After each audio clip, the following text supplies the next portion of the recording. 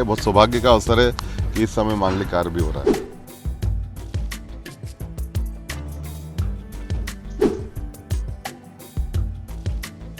एक समय था, हम इतिहास में पढ़ते थे मंदिर टूटते हुए, लेकिन एक माननीय प्रधानमंत्री के नेतृत्व में हम देख रहे हैं मंदिर बनते हुए। ये हमारा सौभाग्य है।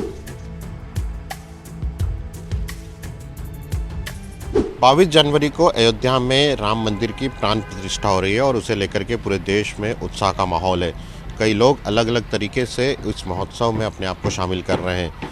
इंदौर में एक ऐसी शादी हो रही है जो कि राम मंदिर प्राण प्रतिष्ठा महोत्सव से संबंधित है और राम मंदिर की थीम पर ही यह शादी का आयोजन किया जा रहा है। इस अनोखी शादी में क्या कुछ देखने के लिए है वो आज हम आपको बताने के लिए सीधे उस शादी में ले चलते हैं और हम आपको बताते हैं कि राम मंदिर की थीम पर जो शादी आयोजित हो रही है उसमें क्या अनूठा है। तो आइए ले चलते हैं आपको उस शादी में। राम मंदिर थीम को लेकर के शादी का पूरा आयोजन किया जा रहा है। पूरे परिसर को भगवा रंग में रंगा गया है, मंडप बनाया जा रहा है। जिस तरह का राम दरबार होता है, जिस तरह से अयोध्या को सजाया गया है, उसी तरह से इस शादी में भी तैयारियां की गई हैं। राम मंदिर प्राण प्रतिष्ठा महोत्सव चल रहा है।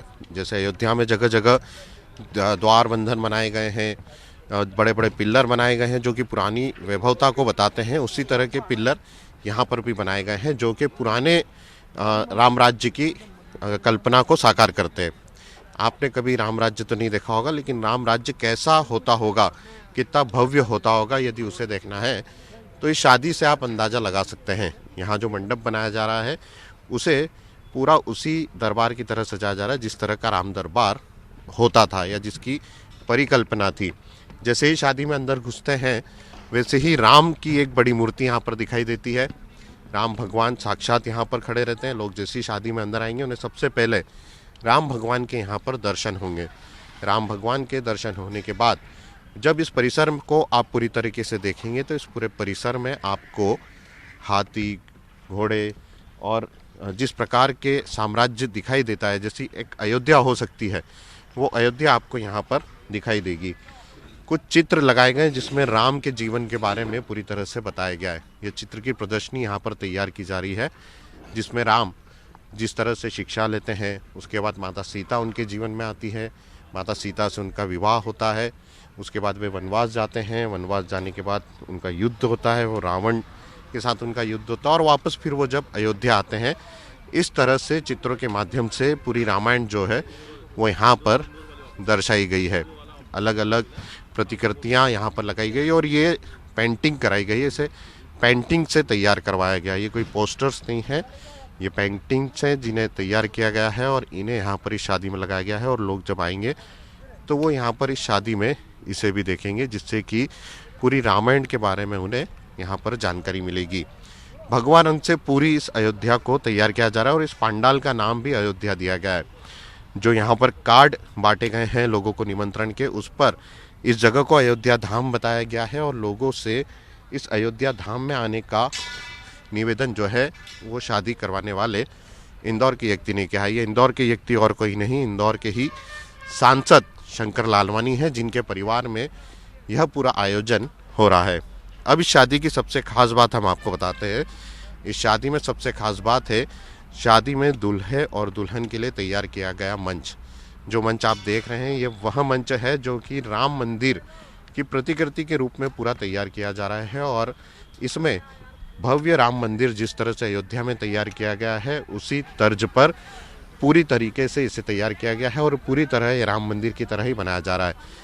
राम मंदिर की थीम पर यह पूरी शादी आयोजित हो रही है, इसीलिए राम मंदिर का होना इसमें ज़रूरी है और राम मंदिर की पूरी प्रतिकृति इस मंच पर यहाँ पर दिखाई देगी।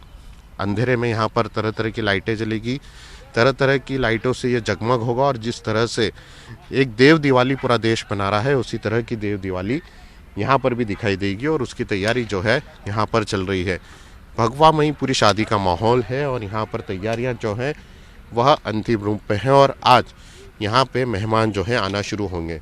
क्योंकि परिवार में मांगलिक प्रसंग था और हमें लगा कि इस मांगलिक प्रसंग में ये बहुत ही उत्साहवर्धक होगा कि यहाँ पर जो पूरा परिसर है वो अयोध्या जैसा सजाया जाए और इस परिसर का पूरा नाम ही हमने अयोध्या धाम दिया है। और देखेंगे आप राम जी की जो मंदिर है उसकी प्रतिकृति है, राम जी का बड़ा एक मूर्ति जो स्टेचू कहते हैं वो है, और उनके जीवन की जो पूरी गाथा है राम जी की, मर्यादा पुरुषोत्तम राम जी की, उसका पूरा चित्रण कैनवास पे पेंटिंग के माध्यम से उखड़ा गया है।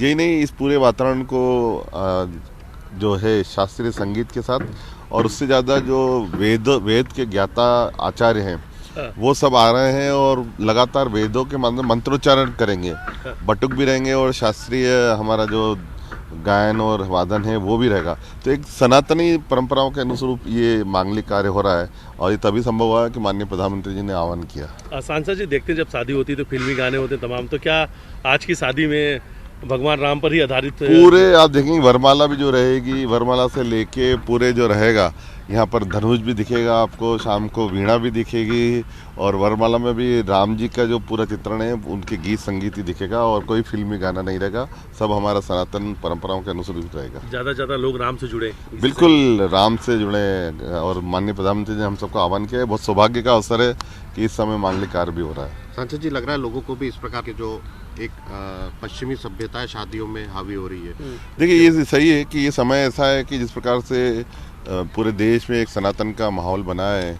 एक समय था, हम इतिहास में पढ़ते थे मंदिर टूटते हुए, लेकिन एक माननीय प्रधानमंत्री के नेतृत्व में हम देख रहे हैं मंदिर बनते हुए। ये हमारा सौभाग्य है। तो क्यों ना हम जो सनातनी संस्कृति चल रही है उसको हम आगे बढ़ाएं, और उसकी शुरुआत परिवार से की, घर से की। मुख्यमंत्री जी भी आ रहे हैं, राज्यपाल जी भी आ रहे हैं, मुख्यमंत्री जी भी आ रहे हैं। राम भक्ति में पूरा देश लीन है। राम अपने घर वापस आ रहे हैं और कई सालों के वनवास के बाद उनका एक तरह से वनवास खत्म हो रहा है। इसी को लेकर देव दिवाली जो है पूरा देश भी मना रहा है, और उसी देव दिवाली के साथ इंदौर में भी अब एक शादी जो है वो राम मंदिर की थीम पर की जा रही है। कैमरा पर्सन संतोष जटवन के साथ अंशुल मुकाती, IBC 24 इंदौर।